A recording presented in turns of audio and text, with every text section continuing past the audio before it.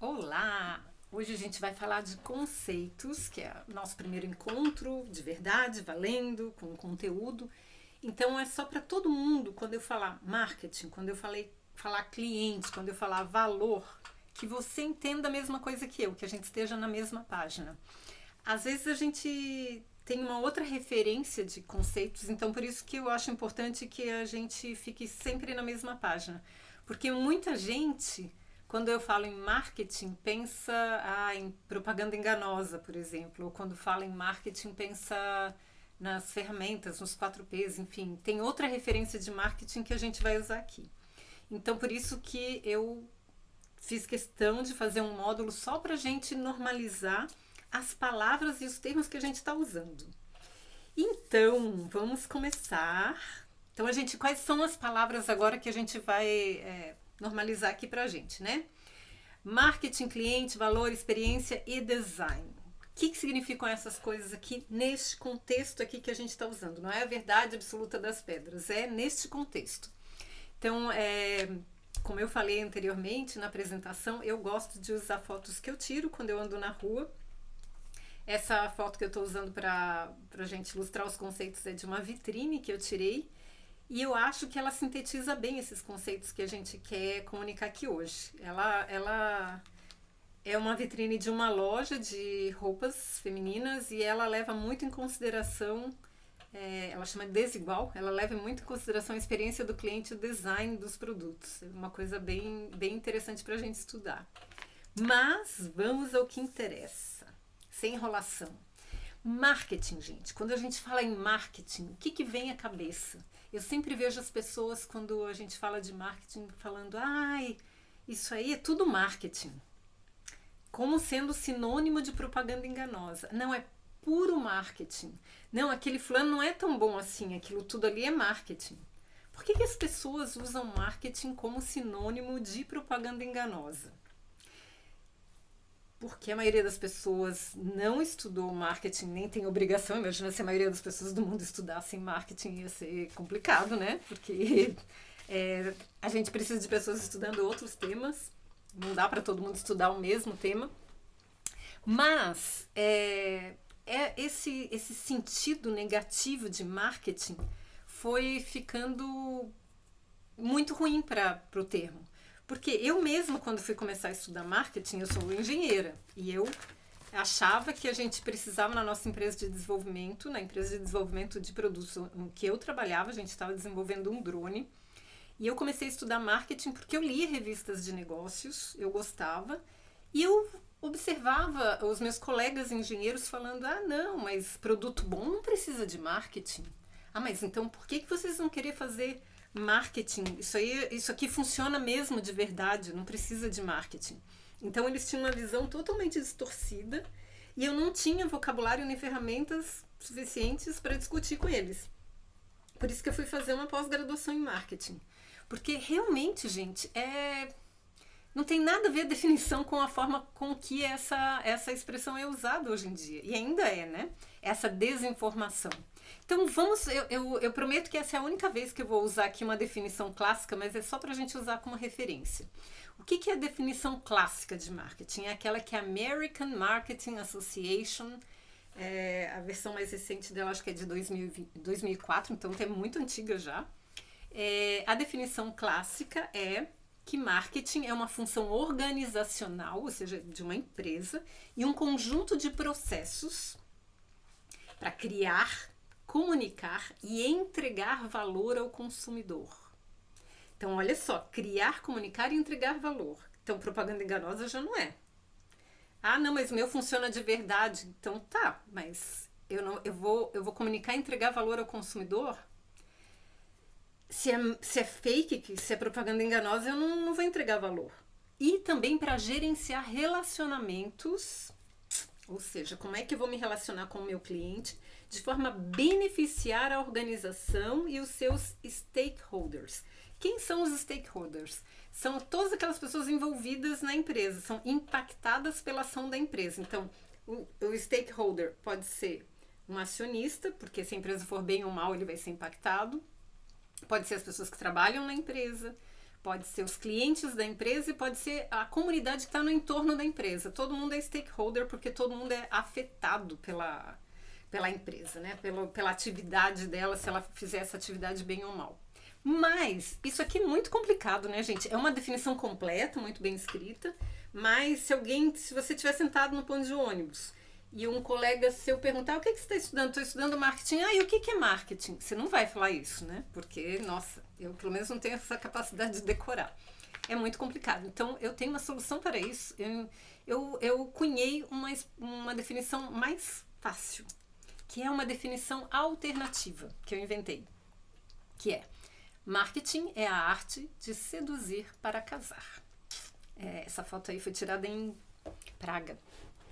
Oh, que sorte a minha que eu tinha um casal de noivos tirando foto bem na hora que eu passei lá no lugar. Na verdade, Praga não, em Budapeste. Esse rio aí é de Budapeste. Enfim.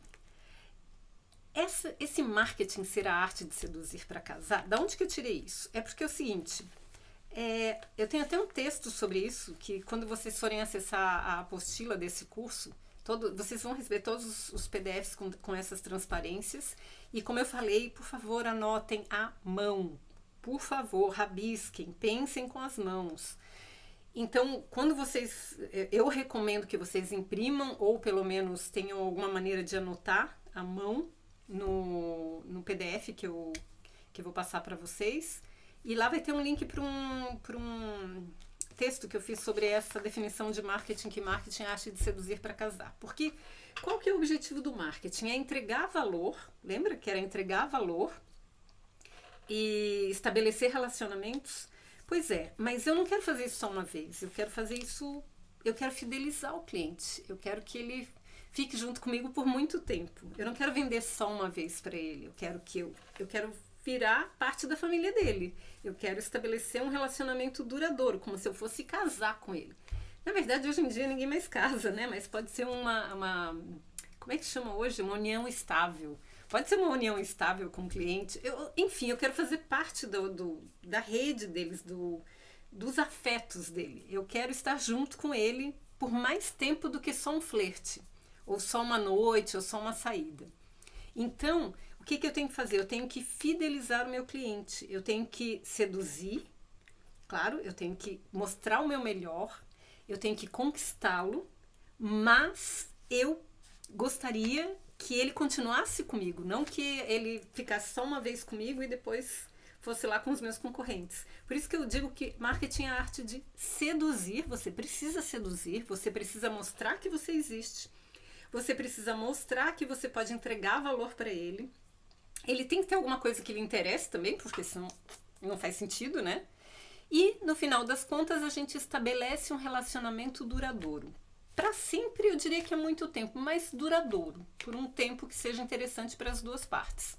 Aí eu acho que fica mais interessante a gente entender o marketing, porque é trabalhar para que isso aconteça, para que os clientes saibam que eu existo, saibam que eu tenho um valor para entregar, estejam dispostos a remunerar esse valor que eu tenho para entregar e que eles fiquem comigo por bastante tempo. E o Philip Kotler, que é considerado o pai do marketing, provavelmente você já ouviu falar no nome dele, mesmo que você nunca tenha estudado marketing, e se já estudou nos livros dele, ele começou a fazer marketing, a definir as fases do marketing em versões. E depois, com o tempo, ele teve a ajuda de ex-alunos dele, que são pesquisadores que trabalham junto com ele, porque o Philip Kotler, eu acho que ele está bem velhinho, mas bem velhinho mesmo. Se é que já não morreu. Não, mas eu acho que não morreu não, mas ele está muito velhinho. Então, para escrever um livro e fazer as pesquisas, ele tem a ajuda aí dos assessores, dos auxiliares dele, que eram outros consultores, que eram alunos dele, que depois se tornaram associados, né? Mas por que eu estou falando isso? Porque é importante a gente saber o caminho que o marketing trilhou ao longo da história, para a gente saber onde é que a gente está agora. Então, como é que começou o negócio? No marketing 1.0, que é quando ele foi, na verdade, o marketing começou a ser conhecido por esta palavra, que foi o pós-guerra, e 1960, porque até então a gente não tinha a gente não tinha opções de produtos como a gente tem hoje. Se tinha um fabricante de geladeira, era só aquele fabricante de geladeira, no máximo 2. Então eu não tinha que fazer muito esforço para a pessoa comprar a geladeira de mim, porque só tem essa. Só tem essa marca aqui de clipes de papel, só tinha uma marca de... Poucas marcas de carro, por exemplo, tinha só Ford. Antes, assim, no começo. E no começo tinha poucas alternativas, então eu não tinha muito como escolher entre uma empresa e outra, e quando eu tinha, o critério que eu utilizava era o produto. Então, se a gente for buscar revistas antigas, onde tinha aqueles chamados reclames, é bem interessante isso, a gente vai ver sempre que a empresa, quando ela faz o anúncio, ela faz destacando quais são as características técnicas daquele produto, quais são as coisas diferentes que ele tem. Por exemplo, que a geladeira gasta menos energia, que ela tem tanto de volume e capacidade, que ela tem a portinha para colocar os ovos. Eu me lembro que até quando eu comprei a primeira câmera digital, a gente não escolhia uma câmera digital como a gente escolhe hoje. Essa marca parece melhor que a outra. A gente tinha que saber quantos megapixels, que era a resolução da foto que ela tirava. A gente tinha que saber qual era o tamanho do cartão de memória. Até o telefone era um diferenciador, a gente saber quantos megapixels. Enfim, eram características técnicas do produto que decidiam que tipo de produto eu ia comprar. Então, era toda a divulgação, toda a comunicação a respeito que a propaganda usava para fazer com que o cliente reconhecesse o valor daquele produto, era tudo focado nas características técnicas do produto. Quantos megabytes tem essa câmera? Qual é a resolução da foto que ela tira? E depois, gente, lá pelos anos 1980, aí eles viram que não adiantava mais, porque os produtos começaram a ficar tecnicamente muito equivalentes. Tem uma máquina tem um telefone, ou sei lá, uma máquina que tem essas características técnicas, comprar uma geladeira, mas a do concorrente também é equivalente do ponto de vista técnico. Ela não é tão diferente assim que eu vou escolher essa porque essa tem uma gavetinha maior ou menor. Ela tinha que ter alguma coisa a mais. E aí, como é que os profissionais de marketing entenderam que eles podiam conquistar o cliente? Integrando serviços, mimando o cliente, pensando, a gente vai dar uma garantia especial para você, você vai ganhar receitas junto quando você compra uma geladeira, você vai ganhar uma garantia estendida, enfim. Começaram a associar serviços ao produto e começaram a pensar em maneiras de mimar e agradar aquele cliente. Mas então depois do 1 veio o 2? Não, não foi depois do 1 veio o 2. Claro, tem essa sequência. Mas ainda hoje no mercado existem empresas focadas nas características técnicas do produto. Empresas continuam existindo com esse foco, porque nem todo mundo tem a mesma visão de mercado, né? E tem alguns tipos de produtos que realmente a gente compra pela característica técnica.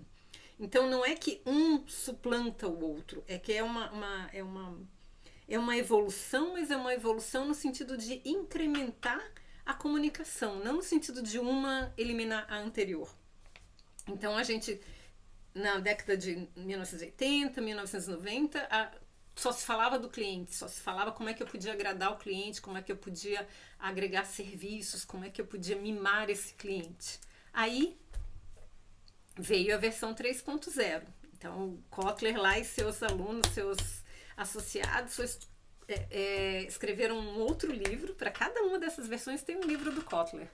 Que aí o ser humano não... Ele passou... Porque antes disso, lembra que eu vou mimar o cliente, mas na verdade eu estou de olho no bolso dele. É isso.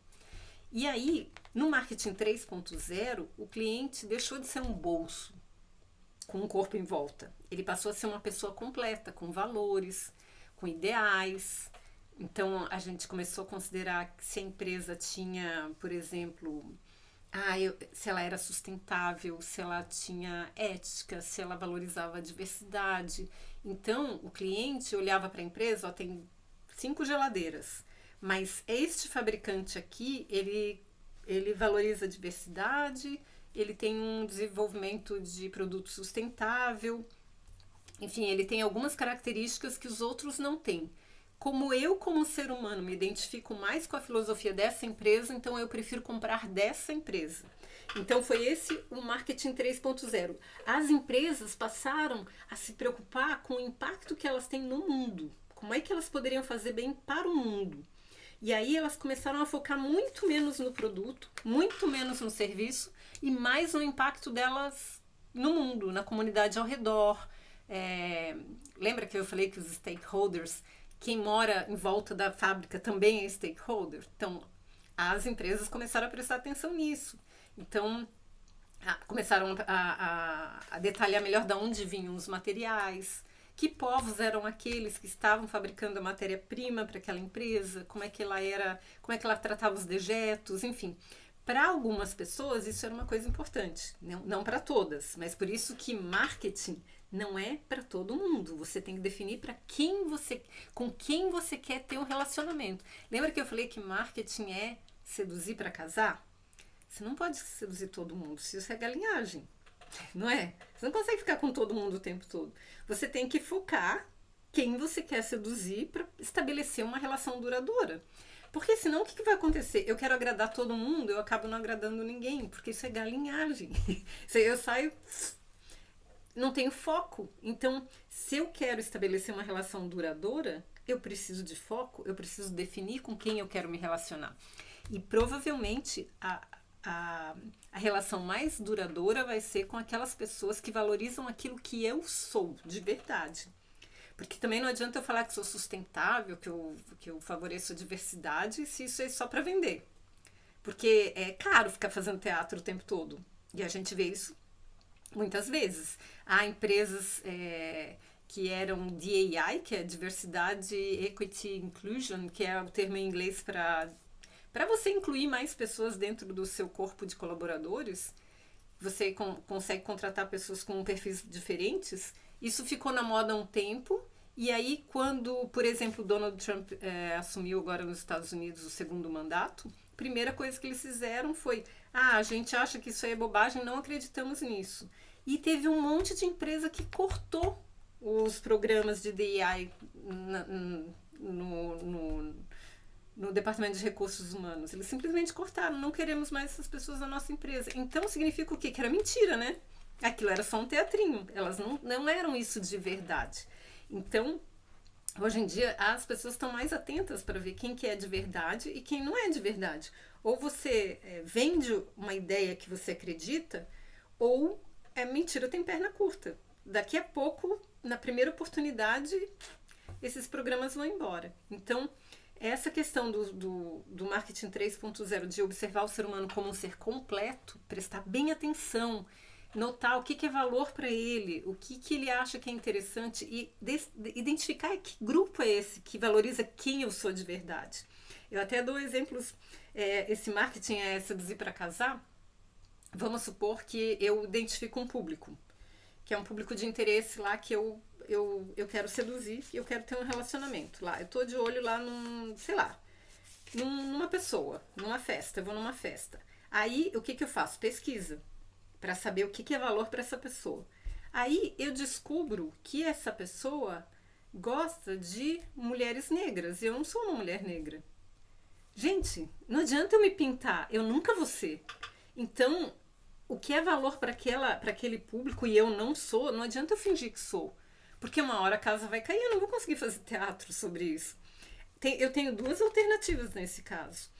Ou eu descubro outros valores que sejam importantes para essa pessoa e que eu tenho, e aí eu enfatizo esses e vou dizer, aquilo que você queria não é nem tão importante porque eu tenho esses outros que podem suprir, ou eu mudo de público. Porque não adianta eu fingir ser quem eu não sou, isso custa caro. Isso custa caro em dinheiro, porque eu tenho que comprar muito cenário, e custa caro em termos de reputação, não vale a pena. Então, assim, se aquele valor que aquela pessoa é importante, muito, é essencial para ela, eu não tenho e eu não tenho como ter, então aquela pessoa não é cliente para mim. Ela não. Ah, a minha empresa é uma empresa que vende produtos veganos. E aí ou eu sou vegana. Aí eu vou numa festa e a pessoa que eu tô interessada é um açougueiro. Não tem como, esse tipo de relacionamento não vai ter futuro. Porque alguém vai ter que mudar na sua essência. E isso é muito caro, isso é muito complicado, isso é muito difícil. Então, é mais fácil a gente tentar identificar quem a gente é. Inclusive, no meu doutorado em gestão de design, eu justamente desenvolvi um método para a empresa descobrir quem ela é na sua essência. E aí sim eu sou assim. Quem é que acha que isso aí é importante? Quem é que acha que isso aí é valor? Então a gente vai descobrir quem é o nosso cliente. Não é assim, fiz uma pesquisa de mercado e descobri que os clientes, os clientes que eu quero vender, eles gostam de olhos azuis. Mas eu não tenho olhos azuis, gente. Eu posso colocar uma lente de contato, mas isso é fake.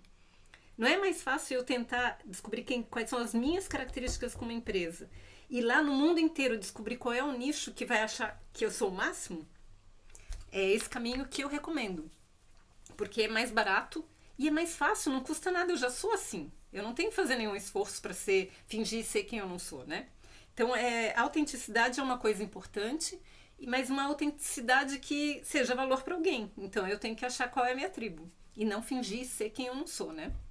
E aí, gente, depois então ficou bastante tempo o marketing 3.0, que aí o ser humano valorizava, e aí as empresas começaram a mostrar, muitas fizeram fundações, muitas começaram a fazer com que o seu processo fosse mais transparente. E aí veio o digital. E aí não é que antes não existia, como eu falei, né? Mas aí as empresas começaram a ter. Os clientes começaram a produzir mais material de marketing. Porque os clientes começaram a ter acesso, ter blogs, ter sites, começaram a ter os influencers, começaram a ter pessoas que falavam sobre marcas e que tinham tanto peso quanto o dinheiro que eu colocava para fazer propaganda. Então eu tinha lá um ator que eu contratava para fazer propaganda do meu shampoo, mas eu comecei a ter influencers que falavam do meu shampoo. Eu começava a ter blogs onde as pessoas falavam da minha marca. Eu começava a ter espaços digitais onde a minha marca era citada. E eu não tinha, eu ia ter que administrar isso aí. Então o marketing teve que começar a prestar atenção em como é que os meus clientes, felizes e infelizes, compartilhavam as experiências deles. Então o digital começou a ser bem importante nessa fase. E agora a gente está numa fase, depois de 2001, que a gente tem muito mais tecnologia para fazer o marketing, né? Para identificar o que é valor para os nossos clientes, porque a gente tem uma massa de dados gigantesca, onde a gente pode processar e identificar quais são os nichos, quais são os grupos, o que eles gostam, de que forma eu posso me comunicar com eles. Eu posso identificar micro tendências, eu tenho ferramentas de tratamento de dados em grande volume, o Big Data, que me dá informações de marketing muito boas e muito precisas sobre a maneira com a qual eu posso entregar valor para essas pessoas. Inclusive, eu posso customizar os produtos, eu posso customizar a experiência de navegação de um site, por exemplo, que já existia antes, né? A Amazon, por exemplo, faz isso há muitos anos. Se eu comprei o livro XYZ, ela me diz lá, ó, quem comprou esse livro também comprou esse aqui, ó. Você não quer isso aí? Pode ser interessante para você. Então, isso já existia antes, mas agora eu tenho mais tecnologia para fazer isso. Eu tenho realidade aumentada, eu tenho uma série de... Eu tenho as informações onde a pessoa está se deslocando, quais são as compras dela em várias lojas, não numa loja só. Eu tenho como saber quais são os posts que ela está curtindo. Enfim, as redes sociais vieram para complicar a vida do usuário, mas facilitar a vida do marketing das empresas, né? E depois, agora, no momento atual, a gente está no marketing 6.0, segundo Philip Kotler, onde a gente está com possibilidades tecnológicas de fazer experiências imersivas. Eu escolhi essa foto aqui, na verdade essas duas, né, são experiências imersivas com tecnologia, são exposições de arte digital, que eu fui, e eu achei interessante trazer essas imagens para contextualizar o que a gente está falando aqui. Mas basicamente agora a gente tem mais tecnologia para conseguir fazer com que o cliente se sinta acolhido e saber exatamente o que é valor para ele e de que maneira eu vou entregar esse valor para ele. A gente vai ter um módulo sobre inteligência artificial onde a gente vai poder falar um pouquinho mais sobre isso, como é que isso pode ajudar no nosso atendimento, mas já adiantando que calor humano é só com o ser humano. E isso é muito importante no atendimento ao cliente. Ok? E aí, gente, agora eu vou falar uma coisa muito importante que eu vou convidar vocês para uma campanha que eu comecei faz muitos anos, mais de 15 anos, acho que faz muitos, muitos anos, que é parar de usar o termo público-alvo. Por quê? Porque a gente está acostumada, eu como comecei a estudar marketing, muito antes disso já tinha ouvido falar nesse termo, qual é o seu público-alvo?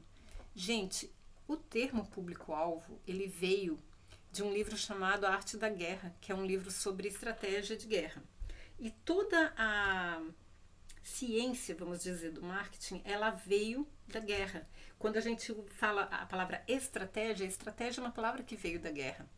Quando a gente fala marketing de guerrilha, público-alvo, é tudo muito belicoso, é tudo muito violento e as palavras elas têm um peso.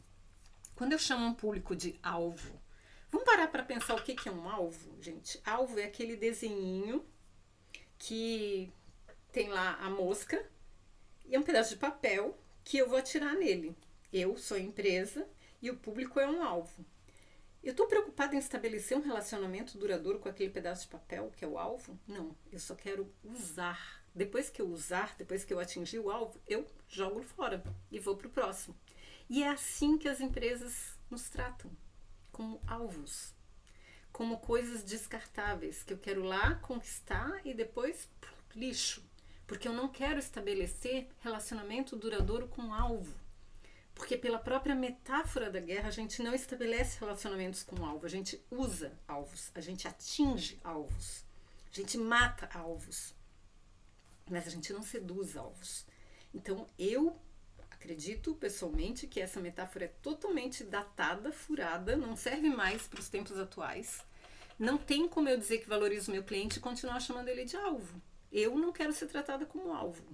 Eu me incomodo, inclusive é uma prática, as empresas tratam a gente como alvo, porque para clientes novos a gente dá 50% de desconto, mas você que já é de casa, não tem desconto, porque você já foi atingido. Você não é mais o nosso alvo. Você só é um papel velho e amassado que a gente está só usando. Então, muito importante isso, gente. Público não é um alvo. O público eu prefiro chamar, por exemplo, de público de interesse. Desculpe. Que é alguém com quem eu tenho interesse de me relacionar. Mas alvo é uma coisa muito brutal, muito grosseira e que não traduz o tipo de relacionamento que eu quero ter com esse público. Então é isso, gente. Vamos evitar usar o termo público-alvo porque ele não traz associações positivas, ele não traduz a ideia de que você quer estabelecer um relacionamento com esse seu cliente. Então, a gente não quer furar o olho do cliente, a gente não quer alvo, a gente quer um público de interesse, a gente quer namorar, a gente quer seduzir, a gente quer casar. Então, não é alvo. Então, agora a gente vai falar sobre a palavra cliente. Quem que é o cliente? Eu uso cliente de uma maneira bem ampla, porque, pensa bem, cliente é quem paga pelo meu trabalho. E agora eu vou trazer uma coisa bem antiga da física. O que é trabalho? Vocês lembram como é que você lembra como é que é a equação de trabalho? Trabalho é força vezes deslocamento, ou seja, eu faço uma força para obter um deslocamento, ou seja, um movimento. E eu gosto dessa ideia de trabalho como força vezes deslocamento, porque força é o esforço que eu faço e o deslocamento é o movimento que eu provoco na vida do meu cliente. Então, trabalho, para ser considerado trabalho, significa que eu tenho que ter tido algum esforço e outra, eu tenho que ter feito alguma mudança na vida do cliente. Se eu não fiz nenhuma mudança, eu não preciso ser remunerado, porque eu não trabalhei. Então, trabalho é mudança. E quanto que o cliente me paga depende de como ele percebe o valor. Então, se ele não percebe valor nenhum, ele não me paga. Se ele percebe um valor baixo, ele me paga talvez menos do que eu acho que eu mereça. Então, a gente tem que trabalhar, primeiro, para fazer uma mudança na vida do cliente e, segundo, para que ele perceba essa mudança como um valor. Porque só aí é que ele vai nos remunerar da maneira como a gente gostaria. E eu uso cliente no sentido bem amplo. Por exemplo, meu marido é meu cliente. Por quê? Porque eu faço diferença na vida dele, eu provoco mudança na vida dele e ele me remunera de acordo com a percepção dele. E remunerar não é só dinheiro, né, gente? Você pode remunerar com atenção, com carinho, com afeto, com apoio, com suporte, com acolhimento. Isso também é remuneração. Isso também é porque remunerar é entregar um valor para suprir aquilo que você recebeu. Então você pode entregar esse valor de várias maneiras. Uma delas é dinheiro, mas existem muitas outras. Então, se a gente enxergar todo mundo como nossos clientes, nossos colegas, nossos amigos, enfim, inclusive os nossos clientes das empresas, a gente vai ver que é tudo uma troca de valor. Você entrega um valor, você muda a vida daquela pessoa, você provoca algum tipo de mudança na vida daquela pessoa e ela remunera você de volta, ou com dinheiro, ou com algum outro tipo de valor para você. E se ela não está te remunerando, pode ser que ela não esteja percebendo aquilo que você está entregando como valor, ou pode ser que você não esteja fazendo diferença nenhuma na vida dela, ou a diferença seja muito pouca. Então, convém analisar. Então, cliente, lembra, cliente é aquela pessoa que a gente muda a vida para melhor. E se ele percebe, ele remunera a gente de volta. Então, vamos pensar sobre isso. E aí, agora a gente vai falar sobre percepção. Porque lembra que eu falei, o cliente vai me remunerar de acordo com o que ele percebe. Como é que ele percebe o valor que eu estou entregando. E essa percepção, ela se dá por meio dos sentidos dele, visão, olfato, tato, paladar e audição, que são os sentidos que a gente tem. Tem outros sentidos também, o labirinto é um dos sentidos, enfim, tem várias versões sobre quantos sentidos a gente tem, até o sexto sentido, mas também tem um contexto, onde que em que situação que esse valor foi percebido. E essa foto aqui é da Isabel, nossa gatinha, Isabel de Castela. Ela está tirando florzinhas porque são valor para ela. Ela está experimentando os sentidos dela. E aí, gente, percepção é uma coisa bem importante, uma palavra bem importante para a gente usar no marketing. Por quê? Porque percepção é o significado que a gente dá aos estímulos que a gente recebe do mundo. Então, percepção, ela está muito relacionada a sentidos. Estética, ela é uma palavra que vem do grego aesthesis, que significa aquilo que se relaciona com os nossos sentidos. Então, quando a gente fala que uma pessoa é sensível, significa que os sentidos dela, que são sensores com os quais ela percebe o mundo, são a estética.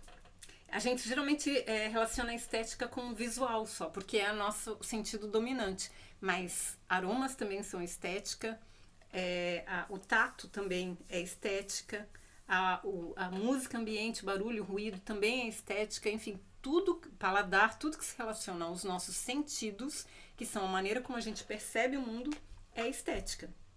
E o significado que a gente dá a essas informações que chegam pelos nossos sentidos é o que a gente chama de percepção. Já deu para aprender um monte de coisa hoje. Percepção e estética estão intimamente relacionadas. E aí é muito importante a gente estar ciente de que a gente está usando todos os sentidos do cliente para ele perceber o valor que a gente está entregando para ele. Entendeu? Isso aqui é muito importante. Então, atendimento excelente entrega valor. Lembra disso. Valor é a palavra-chave de tudo.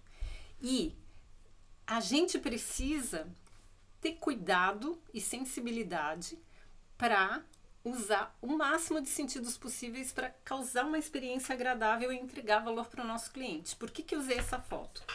Porque aqui em Berlim, a gente tem, eu vou usar aqui Berlim porque é a cidade onde eu moro, mas na verdade todo o hemisfério norte praticamente. A gente tem invernos muito rigorosos. E são muito rigorosos mesmo, onde todas as folhas caem e fica tudo cinza durante meses, ou branco quando neva, mas é sempre sem luz, com pouca luz. Tipo, o sol nasce 9, 10 horas da manhã e vai embora às 4 da tarde. Então é muito escuro, pouca luz, não tem cores quase, porque se não tem luz não tem cor. E o pessoal fica meio depressivo até. E quando chega a primavera, lá para abril, final de março, começo de abril, começa a brotar tudo, aquela folha verdinha, tudo verdinho, e todo mundo muda o humor completamente. Então, todos os restaurantes e cafés, eles usam flores naturais em cima das mesas. Todos. Praticamente todos. Porque isso é uma coisa muito importante para as pessoas que moram num lugar que tem inverno de verdade. Flores são sempre... elas afetam vários dos nossos sentidos, porque tem a parte visual, tem a parte olfativa, tem a parte do tato, se você quiser tocar. Você pode comer, algumas flores são comestíveis. Enfim, ela consegue atingir um grande número de sentidos nossos de uma vez só. Então, flores são pontos de conexão muito importantes, principalmente para restaurantes aqui, porque tem a ver com o único sentido aí que não está sendo atendido numa flor é o paladar. E aí entra a comida que vai ser servida. Mas é valor para as pessoas flores e cores. Então, isso aí é sempre visto como o básico de um restaurante aqui é ter flores naturais. É o básico. Todos têm. Talvez isso não seja tão comum no Brasil, apesar de ter muito restaurante que usa flor natural, mas não são todos, aqui são todos. Por quê? Porque no Brasil a gente tem flores o ano inteiro, a gente tem verde o ano inteiro, a gente tem sol o ano inteiro. Tem inverno em alguns lugares, mas não fica tudo feio durante meses, sem luzes, sem cores, sem folha na árvore, sem nada disso. Então a gente dá valor, claro, mas não tanto valor assim. Então por isso que não se usa tanto assim ter flores em cima das mesas nos restaurantes brasileiros. Tem, mas não é como aqui que está em todos. Porque aqui é um valor muito mais forte, porque o contraste é muito maior, é muito mais importante. Então, por isso que a gente tem que estar sempre atento, porque não dá para transportar valor de um lugar para o outro. A gente tem que conhecer o contexto também daquele lugar. E agora a gente vai falar de uma coisa muito sensível, que é a questão do preço e do valor. Lembra que eu falei que valor é uma coisa que você pode usar para remunerar outra pessoa, e não precisa ser dinheiro, pode ser atenção, pode ser cuidado, pode ser carinho, pode ser afeto, pode ser um favor, enfim, pode ser uma série de coisas que você pode pagar um trabalho, uma mudança. Preço é quando a gente fala que é quanto custa em dinheiro, é o valor monetário. Então, isso aí é legal pra gente discutir, porque às vezes a gente pensa assim, nossa, como que a pessoa tem coragem de dar, sei lá, 40 mil reais por uma bolsa? Isso não vale, isso não custa. Junta o material e não dá nem 100 reais. Como que a pessoa vai cobrar esse valor inteiro? E aí tem quem compre. Por quê? Porque o valor é o que define o preço. A percepção de valor é o que define o preço. Então, para mim, nenhuma bolsa vale 40 mil reais, mas eu não sou o público daquela marca. Porque bolsas para mim têm um valor muito limitado, porque os objetos que eu uso para me traduzir para o mundo não são esses. O meu posicionamento no mundo não é luxo, até porque eu não sou rica, mesmo que eu quisesse eu não teria cacife. Mas tem pessoas que elas precisam mostrar para o mundo que elas estão numa determinada classe social. E esses objetos contam as histórias delas, mostram quem elas são. Eles são a expressão daquela posição que aquela pessoa tem na sociedade. Então,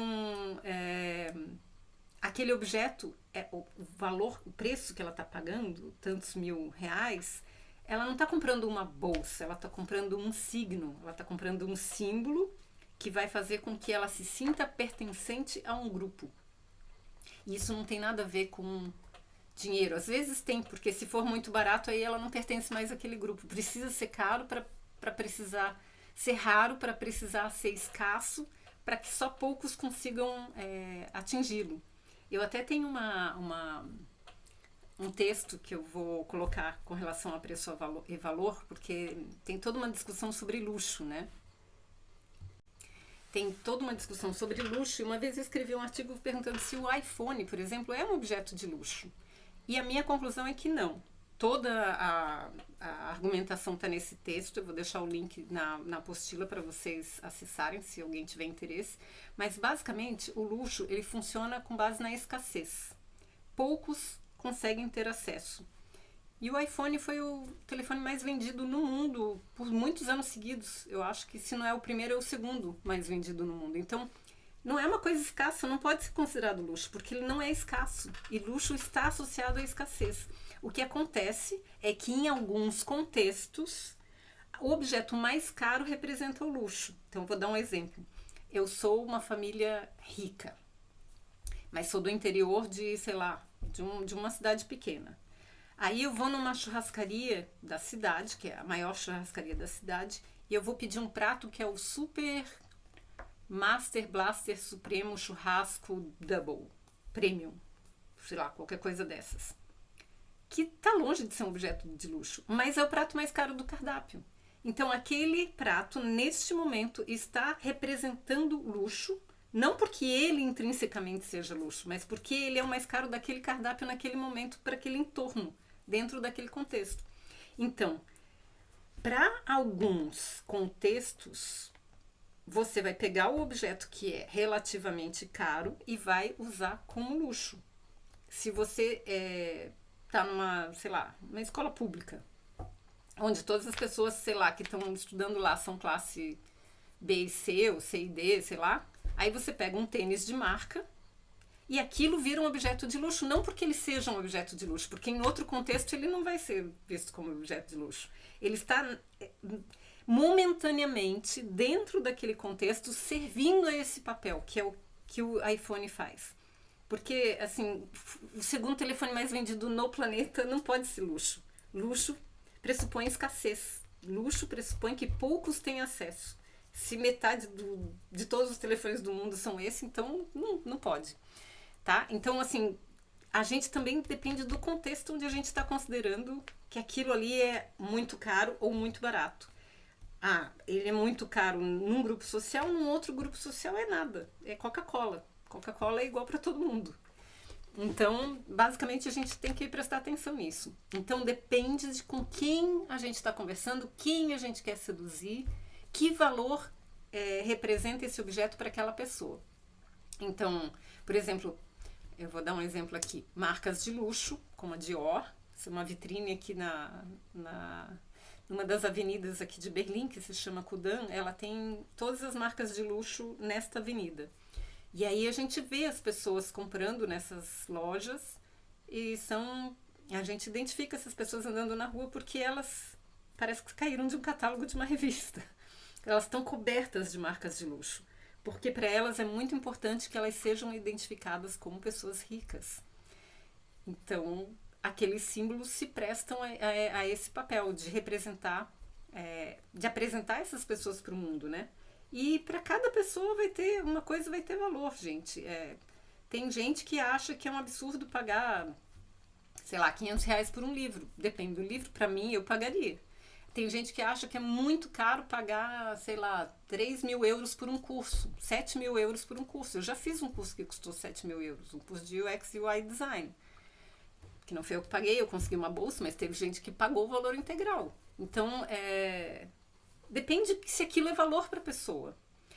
Eu não tenho coragem de pagar, sei lá, 100 euros por uma calça jeans, nem 50 eu tenho coragem de pagar. Porque calça jeans para mim não é uma coisa para usar. Roupa para mim, de uma maneira geral, é uma coisa para me vestir. Eu não sou capaz de pagar um valor alto por um pedaço de pano. Porque para mim, eu adoro moda, mas eu tenho problemas em investir o meu dinheiro, que é suado, numa coisa que não me representa. Eu não quero fazer parte daquele grupo, eu não quero ser vista como parte daquele grupo, eu não tenho o menor interesse em fazer parte daquele grupo. Então não tem motivo para eu pagar um valor enorme para aquele objeto. Por outro lado, tem outros objetos que custam relativamente caro, mas que eu compro e pago porque eu acho que o valor que eles entregam para mim está de acordo. E é isso. Então, não tem certo e errado, tem percepção, tem contexto, tem a cultura da pessoa, tem o histórico da pessoa, onde é que ela nasceu, onde é que ela vive, quais são, o que é importante para ela, como é que ela quer se traduzir para o mundo, e aí vai ser tudo relativo. O valor e o preço vão ser relativos, mas não tem certo e errado, tem para cada pessoa. Então, basicamente, vender é trocar esses valores. Eu vou te dar um valor que pode ser um símbolo que seja muito importante para você, e você vai me dar em troca uma outra coisa que pode ser uma coisa que tenha o correspondente valor para mim. Pode ser dinheiro ou pode ser outra coisa qualquer. Então, vender é basicamente trocar valores. Quando a gente fala venda, um lado dos valores é dinheiro, em espécie ou coisas do tipo, né? Basicamente é isso. Eu adoro essa imagem que eu tirei de uma foto de um museu, porque olha a cara de nojo da pessoa. Realmente ele não está vendo valor no presente que ele está recebendo, porque essa cara de nojo, gente, não é possível. Mas a pessoa que está dando também não está dando de coração, né? Então, assim, dissertem sobre essa imagem. Então, vou falar mais um pouquinho sobre vender, porque se a gente está falando de atendimento ao cliente, a gente está falando de oportunidade de entregar valor. Então, quando você vende, você está fazendo o quê? Você está o tempo todo analisando o ambiente e identificando oportunidades de entregar valor para as pessoas. E depende do que é valor para elas. Essa foto aqui eu acho que dessa apresentação inteira é a única que não é minha, não fui eu que tirei, eu achei essa foto na internet. Faz muitos anos já, numa rede social, eu acho, que é uma pessoa que mora em Porto Alegre. E ela fez isso na casa dela. Olha que pessoa generosa, gente. E essa pessoa faz diferença no mundo porque ela entrega valor para o mundo. Ela pega embalagens e ela faz mudinhas nessas embalagens, então ela não investe muito dinheiro nisso. E ela tem um garoto propaganda irresistível, né? Que é esse fofinho, esse doguinho lindo. Então, assim, ela identificou uma oportunidade de entregar valor para o mundo e ela está dando esse valor para o mundo. Ela recebe algo em troca? Provavelmente. Ela recebe todo o meu amor do fundo do coração e provavelmente das pessoas que passam pela rua. Ela não recebe dinheiro, mas ela recebe afeto. E ela é valorizada com certeza, porque uma pessoa dessa é muito especial no mundo. Ainda mais com esse doguinho, né?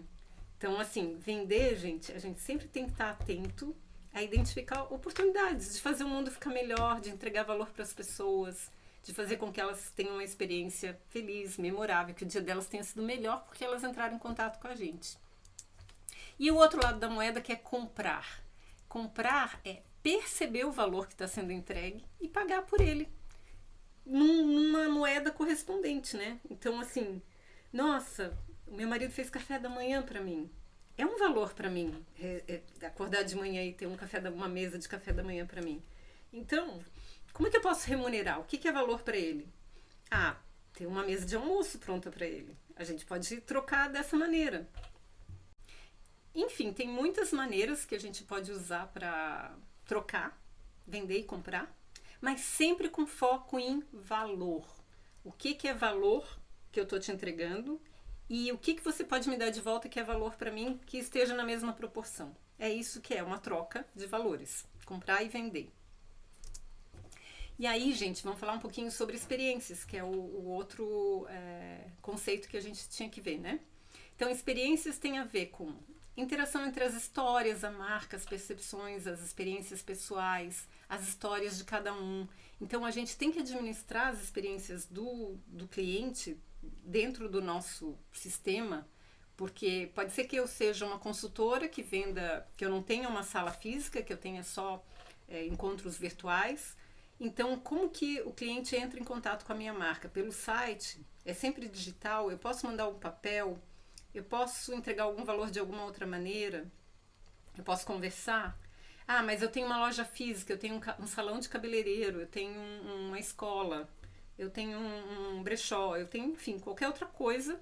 Eu tenho que saber como é que eu vou usar esse ambiente que eu tenho para sensibilizar todos os sentidos e construir uma experiência boa. Eu não tenho como construir a experiência porque quem constrói é o cliente, eu só tenho como influenciar. Então a gente não quando a gente fala de design de experiências, na verdade não é um design de experiências, é uma influência de experiência. Porque design é quase que você construir, mas eu não consigo construir uma coisa que está na cabeça de outra pessoa. Eu consigo no máximo influenciar. Então é isso que a gente vai tentar fazer. Fazer a pessoa se sentir especial. E aí, gente, por que a gente vai fazer isso? Porque a gente quer que a pessoa mude de comportamento, que ela está vivendo sem a nossa presença e a gente quer que ela viva com a nossa presença, que ela se case conosco, a gente quer mudar o comportamento dela. Então, a gente tem que entender que os comportamentos são baseados em percepções e não em fatos. Então, o jeito que a pessoa sentiu é o que vai fazer ela tomar a decisão. Não é a maioria das vezes não é o fato, é a percepção da pessoa. Se ela se assustou, se ela ficou feliz, se ela se sentiu bem, se ela se sentiu amada. Isso vai fazer com que ela perceba mais ou menos valor, né? Então, eu até vou dar um exemplo aqui, que não é design de experiências, mas para vocês verem como o design pode influenciar. Isso aqui é um caso clássico, provavelmente você já conhece, já viu em algum lugar, porque é muito antigo. Que também é outra imagem que não é minha, tá? Essa imagem eu também peguei na internet, ao contrário de todas as outras que foram usadas aqui, que são minhas. Mas tinha um problema nos mictórios, eu acho que foi na Holanda isso, que os caras fazem xixi e molham tudo em volta, né? E aí, na Alemanha isso não acontece, tá, gente? Porque os homens fazem xixi sentado. E eu preciso dizer pra vocês que não cai o pinto. Aqui em casa se faz xixi sentado sempre. É mais saudável, é até mais saudável para os homens. Todo mundo devia fazer xixi sentado. Mas tem alguns lugares que os mictórios não tem como sentar, você faz em pé. E aí eu não pude tirar essa foto porque eu não posso entrar num mictório masculino. Mas o que os designers fizeram para eliminar ou reduzir esse problema de vazamento em volta do mictório? Eles fizeram um adesivo de uma mosca e colaram. E aí, gente, gamificação, que chama isso, né? Os caras vão lá fazer xixi, eles tentam acertar na mosca, então não espalha mais, porque eles tentam acertar na mosca. Eu acho que a outra solução para mudar essa experiência é fazer eles limparem o banheiro. Isso ia mudar bastante o resultado. Mas, como eles não têm poder de fazer o cara limpar o banheiro, eles colocaram uma mosca e só com um simples adesivo eles conseguiram mudar um comportamento. Ó, isso é design. Então, eles conseguiram mudar realmente o comportamento de muita gente. E agora, gente, então hoje foram só conceitos, né? Só para todo mundo falar a mesma língua, para todo mundo entender a mesma coisa. O que é valor, o que é cliente, o que é experiência, o que é percepção, o que é venda, o que é compra, principalmente o que é marketing, né? Então agora, para a gente tentar se lembrar de todos esses conceitos, vamos fazer algumas atividades. Então, primeira atividade que é a lição de casa, eu queria que vocês escolhessem 2 ou 3 marcas que você conhece bem, que pode ser grande, pequena, nacional ou internacional, e tenta observar para cada uma em qual estágio do marketing que ela está. Se está no 1, se está no 6, como eu falei, essas versões do marketing coexistem no mundo. Tem empresa que está no 1.0, tem empresa que está no 6. E tranquilo, não tem problema. E que exemplos concretos te fizeram chegar nessa conclusão? Como que você chegou a essa conclusão? Que ela está no 1 ou ela está no 6? E alguma marca surpreendeu você para melhor ou para pior, que você não tinha pensado muito a respeito de em que estágio do marketing que ela está? E como reflexão final se tem alguma marca que você acha que está fingindo estar no estágio mais avançado do que realmente ela está. E como foi que você percebeu isso? Quando a gente observa os outros, a gente consegue pensar mais sobre o nosso negócio também. Como segunda atividade, eu queria que você pegasse um produto ou um serviço que você comprou recentemente e que as pessoas acharam muito caro. Eu tenho coleção de, sei lá, toy art. Todo mundo acha um absurdo o preço do toy art. Eu não tenho, tá? Eu tenho um amigo que tem um toy art, ele faz coleção e ele gasta fortunas. Eu acho muito caro, mas ele tem os motivos dele. Porque ele percebe aquilo como valor, então ele está disposto a dar o dinheiro dele por aquilo. E é bastante dinheiro. Então, se você tem alguma coisa que as pessoas acharam que, putz, mas essa calça que você comprou é muito cara, esse telefone é muito caro. E por que você comprou esse serviço e não outro? E qual que é o valor real que isso trouxe para você? pensa além do óbvio. Tipo, comprou o tênis é para correr porque ele era o mais anatômico? Ou é para você ser visto no teu grupo de corrida como alguém que também usa esse tênis, né? Não precisa contar para ninguém, tem que ser sincero, porque esse sentimento vai estar no teu cliente também. Então tem que admitir esse sentimento. Se você tivesse comprado isso há 5 anos, faria sentido do mesmo jeito? Porque a gente muda, né? A gente muda os nossos valores. E daqui a 5 anos, será que vai fazer o mesmo sentido? Se você tivesse crescido em outro país ou fizesse parte de um outro grupo, será que você compraria a mesma coisa? Então, será que a compra reflete um momento de vida? Você já tinha pensado nisso? Eu queria, lição de casa, pensar um pouquinho. E temos mais uma atividade, ó, tem bastante lição de casa, que é prestar atenção em alguma experiência que você tem com uma marca.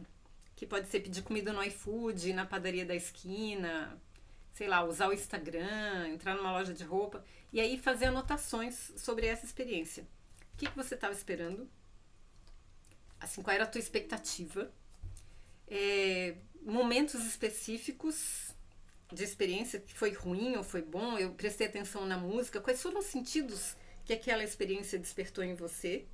Ah, eu fiquei nervoso porque o aplicativo travou, o atendente foi super gente boa, enfim. E depois, se isso mudou alguma coisa no seu comportamento, você vai voltar na loja, você vai voltar no aplicativo, você vai recomendar para os amigos, você vai deletar o aplicativo. E se você fosse o dono da empresa, o que você mudaria na experiência para querer que o seu cliente voltasse sempre? Então, tem bastante coisa para pensar. Eu sei que a aula foi só conceitos, mas mesmo conceitos faz a gente pensar mais profundamente sobre o nosso negócio e como a gente se relaciona com o nosso cliente. Então, eu acredito que esse nosso encontro agora não foi tão longo, mas que tenha trazido muitas reflexões para você pensar o seu negócio e o seu atendimento.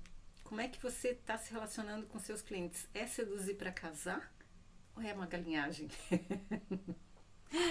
Nada errado, nada contra a galinhagem, tá, gente? Só que não é marketing.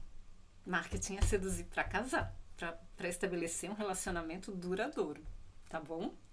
Tchau!